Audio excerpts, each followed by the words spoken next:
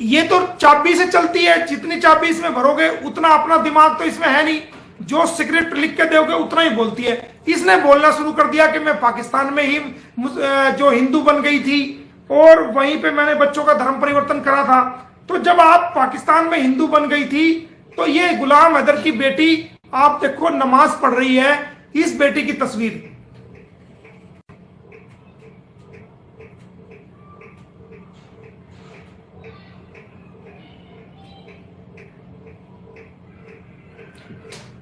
ये बेटी, इसकी बेटी की तस्वीर।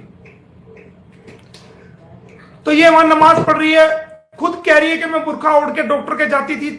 इसे मेरे सभी प्यारे बहन, मैं आशा करती हूँ आप सब अच्छे होंगे। आज मैं फिर से हाजिर हूँ एक नई वीडियो के साथ। आज आपने मेरा वीडियो का थंबनेल तो देख ही लिया होगा। मोमिन मलिक सर का कहना है कि अब गुलाम हैदर भारत में आने वाला है और वो नेपाल में मोमिन मलिक सर के साथ मिलेगा, बातचीत करेगा और अपने 4 बच्चों के बारे में खूब सारी बातें करेगा। तो इससे हमारी पाकिस्तान की मैडम जो इंडिया में आके रह रही हैं वो इतना डर गई हैं, सहम गई हैं कि कहीं आने वाले समय में बच्चे उसके हाथ से निकल ना जाएं। तो वो हाथ पर फेंक रही है ताकि वो मलिक सर को हरा सके, इसलिए वो नए नए तरकीब सोचती रहती है बच्चों के ज़रिए, लेकिन उसकी हर तरकीब जो है नाकामयाब होने वाली है। तो वीडियो स्टार्ट करने से पहले आप लोगों से गुजारिश है कि वीडियो को पूरा देखिएगा, स्किप मत कीजिएगा। वीडियो अगर आपको अच्छी लगे तो एक लाइक जरूर कीजिएगा, चैनल पर नए हैं तो प्लीज़ सब्सक्राइब कीजिएगा, ज़्यादा शेयर कीजिएगा। तो जितना हो सके उतना शेयर कीजिएगा फ्रेंड्स। और आपकी क्या राय है मुझे कमेंट्स बॉक्स में ज़रूर बताइएगा। आप कहाँ से मेरा वीडियो देख रहे हैं ये भी मुझे बताइए। तो वीडियो को स्टार्ट करते हैं, देरी ना करते हुए चलिए स्टार्ट करते हैं। ये तो चाबी से चलती है, जितनी चाबी इसमें भरोगे उतना, अपना दिमाग तो इसमें है नहीं, जो स्क्रिप्ट लिख के दोगे उतना ही बोलती है। इसने बोलना शुरू कर दिया कि मैं पाकिस्तान में ही जो हिंदू बन गई थी और वहीं पे मैंने बच्चों का धर्म परिवर्तन करा था। तो जब आप पाकिस्तान में हिंदू बन गई थी तो ये गुलाम हैदर की बेटी, आप देखो नमाज पढ़ रही है, इस बेटी की तस्वीर।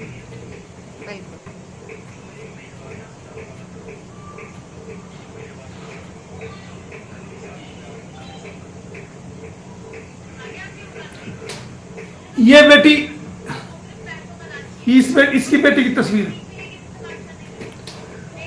तो ये वहां नमाज पढ़ रही है, खुद कह रही है कि मैं बुर्का ओढ़ के डॉक्टर के जाती थी। तो कोई सनातनी बुर्का नहीं उड़ती और मुसलमान ही बुर्का उड़ते हैं, ये खुद भी एक्सपोज हुई।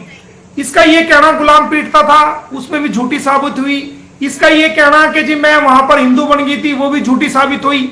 और इसका ये कहना कि मैं तो सचिन के प्यार में आई हूं,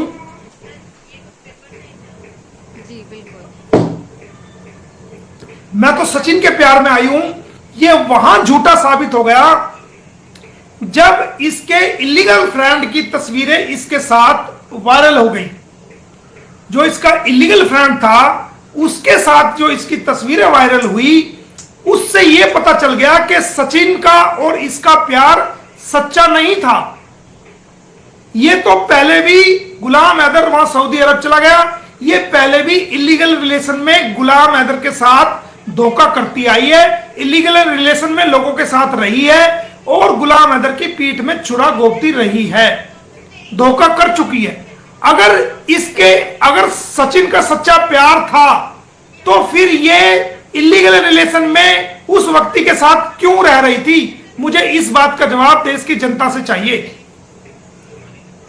इसका मतलब सचिन का प्यार कोई सच्चा प्यार नहीं, सिर्फ दिखावा है, सिर्फ सचिन को ये यूज कर रही है। इसको भारत में एक ऐसे व्यक्ति की तलाश थी जो ज्यादा खूबसूरत ना हो, जो इसके कहे के मुताबिक चले, जो इसको शेल्टर दे सके, जो भारत में इसको पनाह दे सके, ताकि वक्त आने पे जब ये भारत में जम जाए, वक्त आने पे उस व्यक्ति के को लात मार के ये किसी और व्यक्ति के साथ, या जो इसका मकसद है उस मकसद को ये पूरा कर सके और खुद सेल्फ स्टैंड हो जाए। इसको ऐसे व्यक्ति की तलाश थी।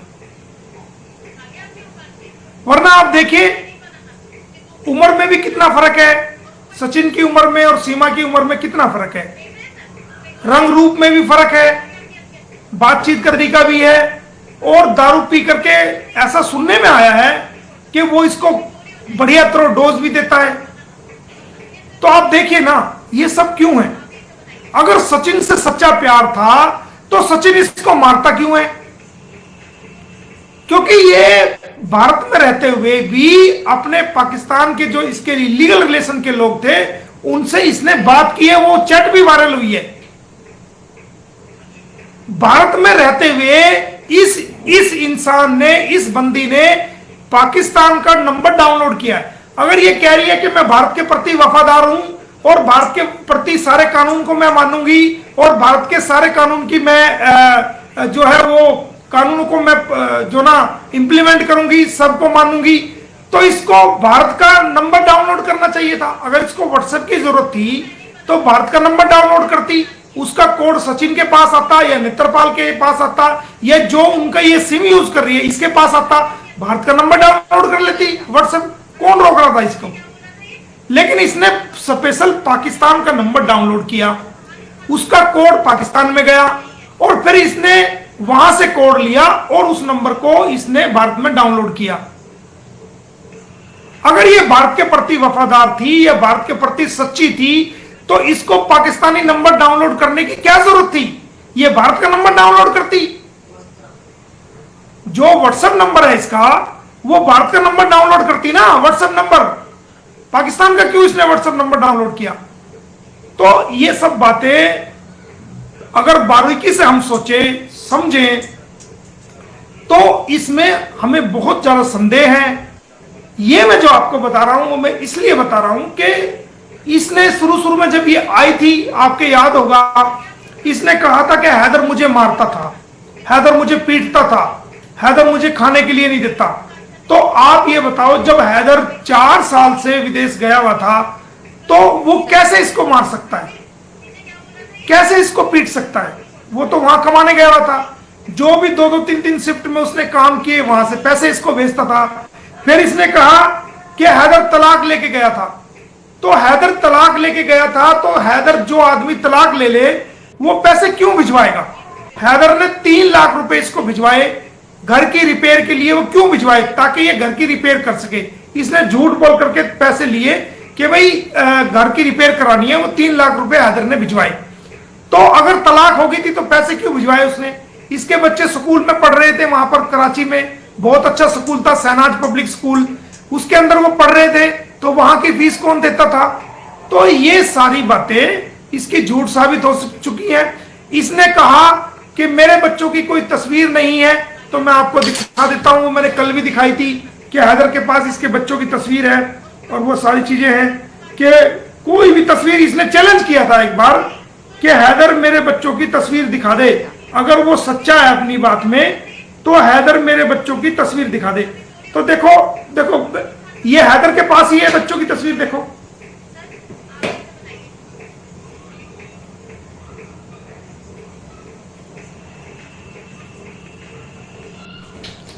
ये हैदर की बच्ची है। और फिर इसने ये कहा था कि भाई मैं मुसलमान, जब हमने एपी सिंह के खिलाफ फरीदाबाद की पुलिस में कार्रवाई कर दी और एपी सिंह उसके अंदर बुरी तरह फंस गया और एपी सिंह को कोई रास्ता नहीं मिला, तो एपी सिंह बहुत चालाक है, उसने इसको पट्टी पढ़ानी शुरू करी कि आप ये बोलना शुरू करो कि मैं तो पाकिस्तान में 4 साल पहले ही मुसलमान हो गई थी, मैंने भारत में आके धर्म परिवर्तन नहीं किया। तो ऑनरेबल कोर्ट ने उस पर सुनवाई करते हुए 2 बार उस पर सुनवाई हुई, आर्गुमेंट्स हुई, तो ऑनरेबल कोर्ट ने सीमा हैदर को नोटिस जारी किया, गूगल को नोटिस जारी किया, यूट्यूब को नोटिस जारी किया, फेसबुक को नोटिस जारी किया, इंस्टाग्राम को नोटिस जारी किया और एसएचओ रबुपुरा को नोटिस जारी किया। और वो खबर जो है चैनलों पे दिखाई गई, यूट्यूब पे दिखाई गई। तो उस खबर से घबरा करके जो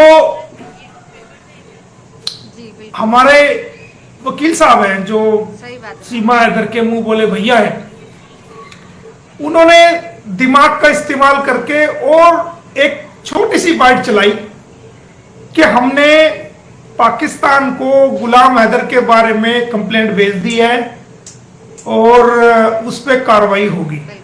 तो ये एक जानबूझ के चलाई गई स्क्रिप्ट थी ताकि जो सीमा हैदर को कोर्ट से नोटिस जारी हुआ है उससे लोगों का ध्यान हट जाए और लोग एपी सिंह के स्टेटमेंट की तरफ आ जाए और जो नोटिस सीमा हैदर को जारी हुआ है, जो गूगल को जारी हुआ है, वो ज्यादा से ज्यादा जो है वो ना फैले और जो मेन खबर है, मेन स्ट्रीम की जो खबर है, वो जो है किसी तरीके से उससे गायब हो जाए। ये एक सबसे बड़ी सोची समझी जो है ना एक